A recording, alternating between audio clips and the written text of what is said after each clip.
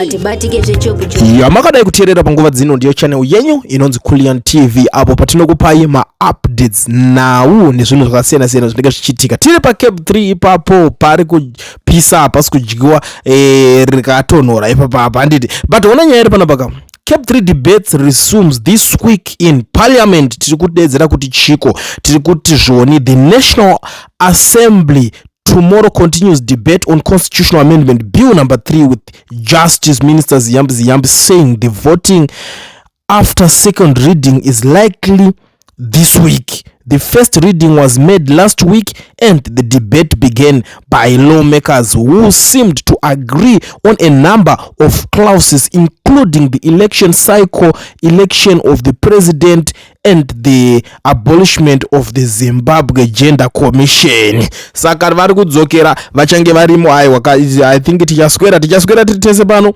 tichionesana kuti zvichange zvichifamba sei ikoko kutozoonesana kuti bhiri racho razoita sei. Ndoziva kuti vanhu vazhinji vanoda kuzobvunza kuti saka bhiri rakazopasa zvakafamba sei kuti bhiri ringe richiita sei richipasa. Ndichakuonesai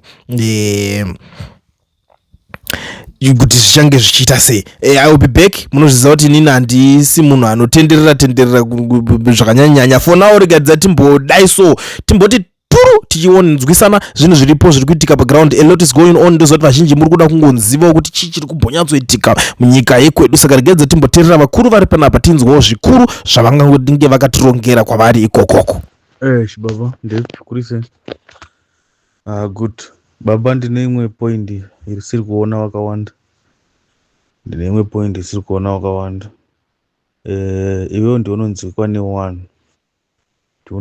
nevanhu. Mashoko ako ukataura anoenda kwese kwese. Ini ndachingokumbira hangu kuti nesituation nevanhu vari muSouth Africa ende ndinonzwisisa kuti team Chiwenga inogona kunge ichiunderstanda zviri kuitika.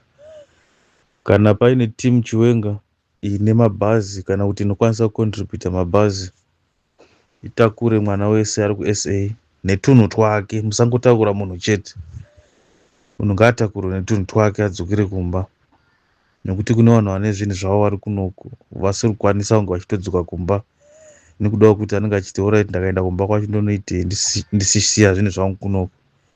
Saka ndachikumbira kuti utaure neteam Chiwenga icontribute mabhazi anotakura vanhu nezvinhu zvavo aende kumusha.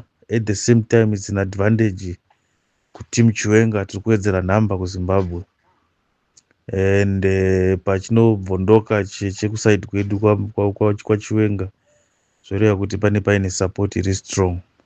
Saka ndiri kuona kuti dai team Chiwenga yaita pfungwa dzekuti ngatitore vanhu vari kuSouth Africa ndaiona tichibudira muzvinhu zvakawandisa zvichazoitika kumberi, because vanhu vari kunoku vastaka. But kuti auye kumba asina chekutakurisa ende auye kumba ane kabhegi chete handione vanhu vachiuya kumusha. Asi kana paita volunteer kutakura vanhu ngaatakure vanhu nezvinhu zvavo. Uyezve ndaikumbira kuti vaChiwenga vanegotiate kuti paZimu rapo zvinhu zvese zvimboitwa free duty, zvipinzwa vanhu vakwanise kupinda munyika. Kuna vanhu zvinhu zvakawanda, singataure zvemafurnitures, kuna vanhu vane dzimotikari, kune vanhu vane mabig assets vasiri kukwanisa kudzoka kumba ende havatodzoki. Hondo inogona kuitika vanhu vakafira kuno kuSouth Africa vanhu vakawanda because havana zvekutakurisa, havana zvekupinzisa munyika, majuti ende so on. So ndachikumbira kuti kana muine mukana wokutaura please taurai nevakuru kuland. Ngatitaure nyaya dzine musoro. Nyaya dzatiri kutaura idzi nyaya dziri serious because hatizive kuti zvii zvichaitika muJoni. Hapana ari kuziva kuti zvii zvichaitika. Saka ndachifungira panguva shoma asara iyoyi vanhu ngavaite matalks.